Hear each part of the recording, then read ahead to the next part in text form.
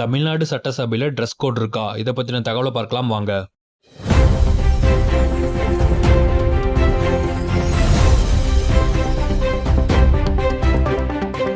அதாவது பள்ளி யூனிஃபார்ம் மாதிரி இந்த ட்ரெஸ் தான் கட்டாயம்னு ரொம்ப ஸ்ட்ரிக்ட் ரூல் கிடையாது. ஆனா ஒரு மரியாதையான ஒழுங்கான உடை போடணும் என்பதுதான் நடைமுறை. பொதுவா வெள்ளை வேஷ்டி சட்டை, முழுக்கை சட்டை, kurta, formal dress, coat suit இப்படி வருவாங்க. ஆனா மிக கேஷுவல் ட்ரெஸ், மரியாதை குறைவான உடை, சின்ன பிள்ளை ஸ்டைல் ஃபேஷன் ட்ரெஸ் இப்படி வந்தா விமர்சனம் வரும். ஒரு முதலமைச்சரா இருந்தாலும் எம்எல்ஏவா இருந்தாலும் கோட் சூட் போட சட்டத்தில் எந்த தடையும் இல்லை.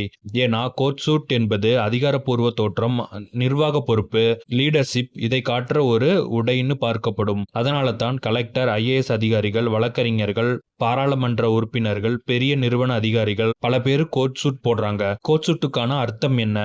நடைமுறையில் மக்கள் மனசுல இந்த நபர் அதிகாரப்பூர்வ வேலையில் இருக்காருன்னு ஒரு ஃபீல் வரும். அதாவது டிசிப்ளின், ப்ரொஃபஷனல் லுக், பொறுப்பு, அதிகாரம், மீட்டிங் மோட் இதை வெளிப்படுத்துற உடை மாதிரி பார்க்கப்படும். ஏன் அரசியல்வாதிகள் சில நேரம் வெள்ளை வேஷ்டி, சில நேரம் கோட் சூட்? அது நிகழ்ச்சியை பொறுத்தது. மக்கள் கூட்டம், அரசியல் நிகழ்ச்சி, வெள்ளை வேஷ்டி சட்டை இது மக்களோட மனிதர்னு காட்டும். வெளிநாட்டு சந்திப்பு, முக்கிய மீட்டிங், கோட் சூட் இது அதிகாரப்பூர்வ தலைவன்னு காட்டும். அதனால தான் பல தலைவர்கள் சூழ்நிலைக்கு ஏற்ற மாதிரி ட்ரெஸ் மாற்றாங்க. சுருக்கமா சொல்லணும்னா தமிழ்நாட்டு சட்டசபையில் கட்டாயமான யூனிஃபார்ம் மாதிரி ட்ரெஸ் கோட் கிடையாது. ஆனால் மரியாதையான ஃபார்மல் உடை அணியணும் என்பதுதான் நடைமுறை. அதனால் கோட் சூட் போட்டாலும் பிரச்சனை இல்லை. கோட் சூட் என்பது அதிகாரம், பொறுப்பு, ப்ரொஃபஷனல் தோற்றம் ஆகியவற்றை காட்டும் ஒரு ஃபார்மல் உடை என்று பார்க்கப்படுகிறது.